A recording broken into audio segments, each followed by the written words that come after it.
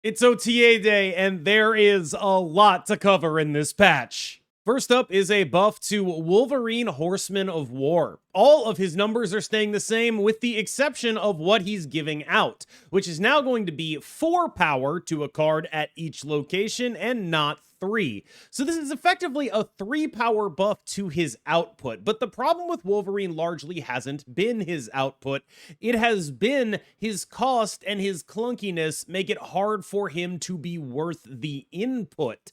Now, making the output larger does make me more interested in trying to go and acquire that input, going from something that is reasonably looked at like a 412 to something that is reasonably looked at like a 415 is a much more appealing card. But the real question is, how much can a deck support what this card is trying to do, while also maintaining its identity as a deck that is playing a bunch of buffy type things? There are certain cards that will feed into this and also benefit from the buff. The major card that's really good with this card is Captain Carter, because if you put Wolverine in the back line there, well, okay, he automatically triggers, and maybe that buff even goes on to the Captain Carter, and that's a really good thing to do. But think about all the setup that requires. You need a Captain Carter, you need something else at a different location, and something else at a different location. Presumably all of those things are going to be things like Captain Carter that you specifically want to buff, things like Maverick, things like Agony.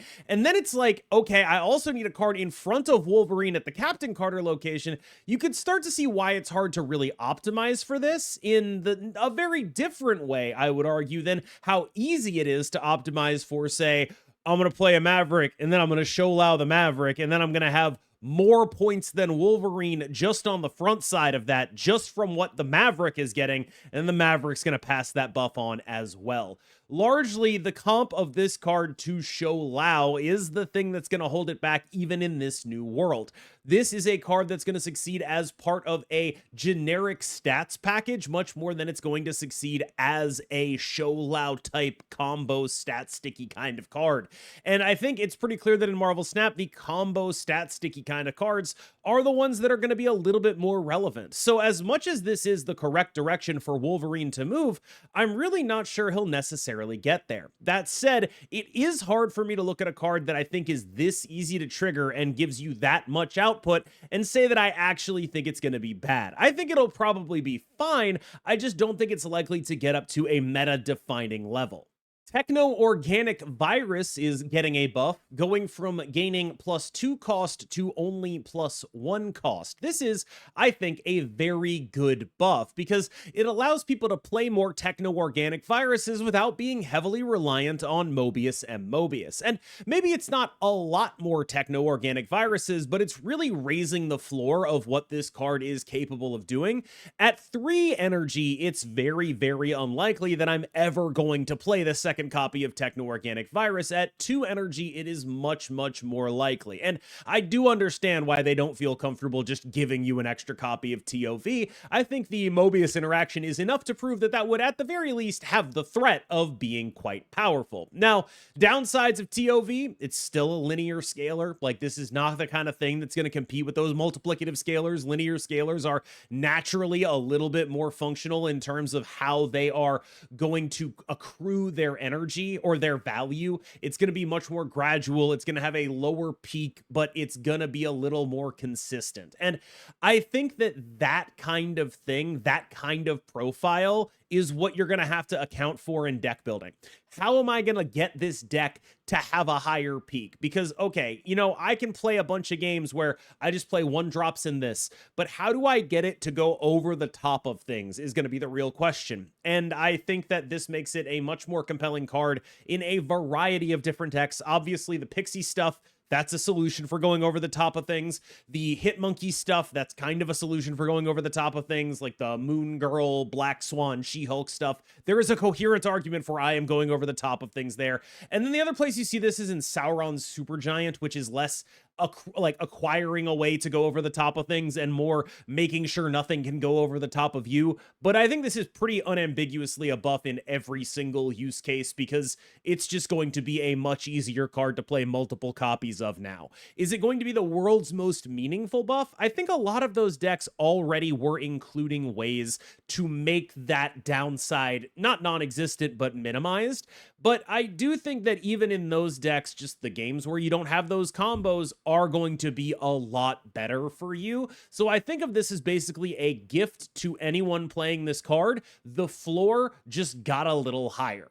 These next two kind of go together, so we're going to talk about them at the same time. The first is Moondragon losing a point of power, and the second is Chamber doing the same. Now, I think this might come as a surprise to a lot of people who watch my videos, who keep up with the high infinite metagame, but honestly, I don't think this should be a surprise. My view of a deck like Doom 2099, and to a lesser extent Ramp, is that it's a very playable deck at higher levels of play, like one of the probably 4 best decks in the game at any given time. And when a deck that easy is that good at high levels, well, that is usually going to be indicative of it being an absolute terror for the meat of the player base. If you think of a population curve, high infinite is like on the very far, I guess I'm mirrored here, so I'm holding up the wrong hand, on the very far side of that population curve at like the 99th percentile of people who play this game, where 99th percentile can represent whatever you want, skill or amount spent or anything really. But the point is that that's not representative of where the people in the median are, the meat of the curve, so to speak, for a billion different reasons is going to be a lot more vulnerable to a very linear deck like Doom 2099. So generally my thought process with regards to things like this happening, and you've seen it happen across Marvel Snap's history, Surtur, for example, and Darkhawk are cards that like, or archetypes that like kind of repeatedly got nerfed. Largely, I suspect, due to being much more easy to play and rewarding in that meat of the curve than they are at the far end of the curve, which leads people who watch my videos and see my tier lists, which are all about the far end of the curve, to say, hey man, why do they keep nerfing these cards that aren't actually good? And the answer is, if you're in the meat of the curve, they probably are quite good. And that's, again, largely my point here is when a deck that's super linear like that is among the best decks in the game at high infinite, where all the players who have all the options and all the knowledge to take advantage of a linear deck are doing that and it's still pretty good, that means that it's going to be really good lower down. And I think that, you know, sometimes we've seen the opposite of this happen, right? We've seen the move bounce deck go undealt with for an extended period of time. We've seen the Loki deck go undealt with for an extended period of time because those are decks that are asking a lot of you. They have a high floor to get into, so they tend to be more localized to the far end of the curve and less prominent at the meat of the curve. But all of this is to say that I think a lot of people, especially on a channel like this, will react to this and they'll be like, why are they nerfing these cards instead of cards like Sholau and Star-Lord? And the answer is because I think probably for most people, these cards are probably better. Like, I'm a very Occam's razor kind of guy here. I don't think they do stuff for no reason. I think there's probably a reason why they do this. And what probably is happening is they looked at the numbers for the majority of players and they were like, huh, Moondragon and Chamber are really good, and Sholau and Star-Lord are pretty good, but only become really good when you get into the far end of that curve. So we're going to balance for the majority of players, and we're going to nerf these two. And I think that that has sort of consistently been their ethos as a balance team, is we should not be catering to KMBest, basically. Like, I think largely they don't want to balance the game around me and my friends and the people who are playing this game a bunch. They want to balance the game around the average person, which I think is probably correct.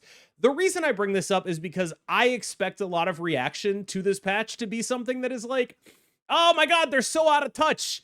And I kind of wonder if it's not the other way. Like, maybe you, by virtue of being someone who watches me, are out of touch, not them.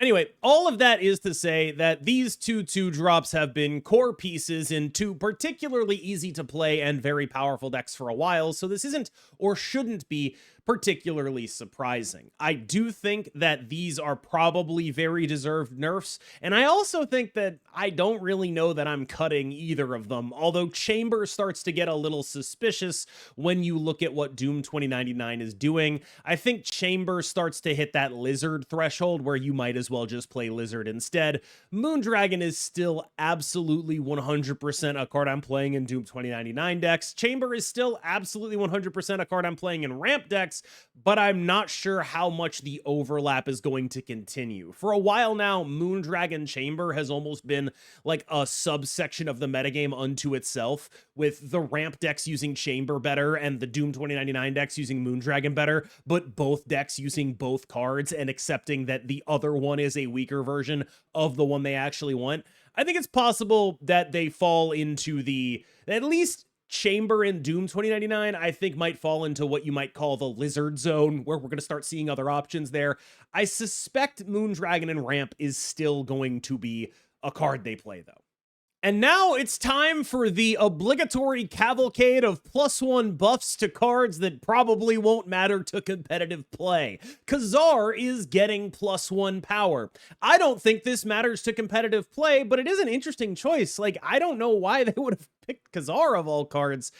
To me, I think that, like, this is a fine, nice thing to do. Obviously, Zoo as an archetype desperately needs all the help it can get, and maybe we'll be able to play like some Kazar Thanos like the old days. But I think largely the thing with Kazar and Zoo as an archetype really is there's not really anything hooking you into being a one-drop deck other than Kazar and maybe Marvel Boy. And if there was another one of those cards, there might be a lot more of a reason for me to try to do something like this. But as is, it's just not a strong enough hook, and an additional power doesn't meaningfully change that.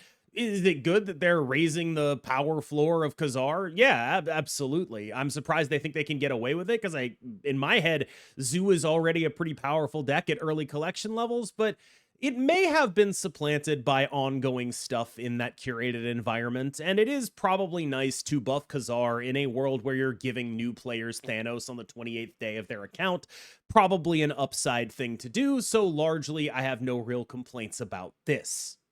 Odin's a card people actually play. Like, I know I was like, it's all the +1s, so the stuff's never going to matter. You're going to see this one, not because it's particularly impactful on its own, but because people do play Odin sometimes, and it is going to be the kind of thing that is going to show up and will be relevant. Like, there's a part of me that looks at 610 Odin and is like, should I be Star-Lording? Like, should I be playing this in Star-Lord? Like, is that something I should be doing? It's definitely a thought that has crossed my mind at 6'9", and at 6'10", it's starting to be like, maybe I should really be doing this. Now, Odin stuff, it has some natural built-in weaknesses, most of those being an onboard vulnerability. If you're setting up a Wong Odin combo, which is how you get the most output out of this guy, well, you get Cosmode, you get a Cosmic Ghost Rider, and typically those decks tend to be pretty all in on that kind of stuff. So the question for me is largely like, what can I do to hybridize an Odin? And I think it might be possible that the answer to that is I shouldn't. I should just be Grandmastering. I should just be absorbing Manning. I should be doing all the stuff that allows me to do multiple things with more modularity than my entire last turn is just playing an Odin somewhere. I buy that, which means I think this is a very reasonable nerf, or buff, I should say. But man, I mean, 610 Odin is like, all right, I think that's like kind of a nice card. This might be, of all the +1 powers to stuff that like super doesn't matter, this might be the +1 power that super doesn't matter the most. Like, Bucky Barnes gaining a power and not the backside, just Bucky himself is like, all right, man. Like, it's the apex of this art form. I don't think they'll ever get better. Now, if you want me to get serious about it for a second, there are, I can imagine a scenario where this matters, right? Like, let's say you want to play for priority so you don't get your lane Cosmode. It matters that Bucky is 2 power. Sure, I buy that. I'm not like, this is worthless or anything like that. That's not what I'm trying to convey here. But buffing the front side of a card that you only play to blow up is not particularly meaningful. Cool, I'm more happy playing a Venom on this lane. I'm slightly less likely to get Cosmode. I don't think this fundamentally changes a single thing about this card. This one is a little bit shocking to me. I have long argued that buffing Black Bolt is just kind of pointless, or not necessarily pointless, just like a little too risky for me to want to ever do it. Where Black Bolt is largely a card where if it becomes a big part of the metagame, people don't like that metagame very much. There are certain strategies that I think have a higher associated cost of like player anger towards them than are worth taking a good look at trying to make good. And Black Bolt is definitely like a cornerstone of those kind of strategies that makes me feel like he must be really bad that they feel comfortable buffing him at all. It's largely my takeaway from this. He must be horrendous. He must be down outrageously. I don't think that it should be wholly implausible to play these strategies, right? Like, I think that strategies like Black Bolt discard, Moon Knight stuff, they should be the bare minimum of playable, but the second they become a large percentage of the metagame, and I don't know what I would describe as a large percentage, like more than 5% of the metagame being one of these decks, like Clog or Mill or discard your opponent's stuff, it starts getting really problematic really fast. And of the group of decks that is like this, the one that is probably the most acceptable is Supergiant.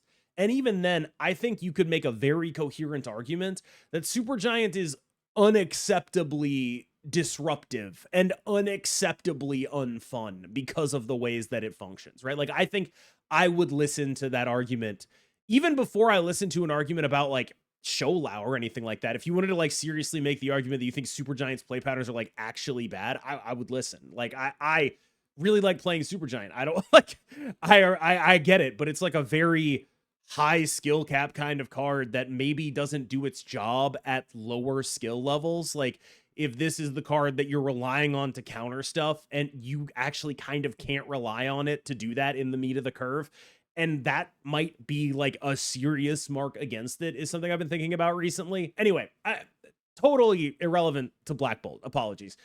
Black Bolt is a card that is an old style of 5-drop, you know? Like, this is a guy that you play with your small ball mid-range, and honestly, I don't think that I see anything wrong with him. The problem is when you get to like enough of a density of cards that are disruptive that you have a deck that is just like only about this kind of stuff, only about resource stripping from your opponent. And those decks are the things that you kind of probably want to avoid making better. I wouldn't be surprised if Black Bolt ended up pretty decent, but I don't necessarily think that he will. I just think that it's a distinct possibility that I maybe will put together one of those decks, because I was doing pretty well with that Misery Mill deck kind of thing already with like Cable and Iceman in them. And Iceman, another offender here, I think. But like, I kind of wonder if like there's not a sort of mid-rangey, Misery, Black Bolty kind of shell you can pull off with something like this. I wouldn't be surprised if it was doable. They are fixing some inconsistencies with cost and how they're referred to. So, for example, Goose will now hit Fin Fang Foom. Costs are now grouped into 3 or less and 4 or more. So Crimson Cosmos will now say you can only play cards that cost 4 or more here. Iron Patriot will now give you cards that cost 4 or more. US Agent will hit cards that are 4 or more. Man Thing will hit cards that are 3 or less. You get what they're doing. Just some really good QA, not Q&A. Just some good QA cleanup stuff. No arguments. Great job. A lot of people have been really mad about the Goose Fin Fang thing. I don't really know why, but I guess we got a lot of Goose fans in my comments. So shout out to the Goose fans. You finally won. Proxima Midnight, in a second to last bit of housekeeping here, has been updated to use the keyword when discarded. Good job. Just keyword more things, make the game more legible. 2 thumbs up on this. Hela now chooses her cards when resurrecting instead of at the start, so it's a process rather than simply a pick all and revive. This means that, you know, if you pull a Ghost Rider out of the Hela pool and it revives something that Hela had picked, well, now Hela will go back and be like, oh, I can still revive another thing. I'll go do that. As far as I know, it does not mean that if you discard something in the process of activating your Hela, i.e., if you play a Hela and revive a Modok and then discard your hand, it will then go through and revive all of your hand. I do not believe that works, but we will have to find out. All right, y'all. Thank you so much for watching. As always, I've been KMBest. You've been phenomenal. Remember to like and subscribe, and I will see you in the next one.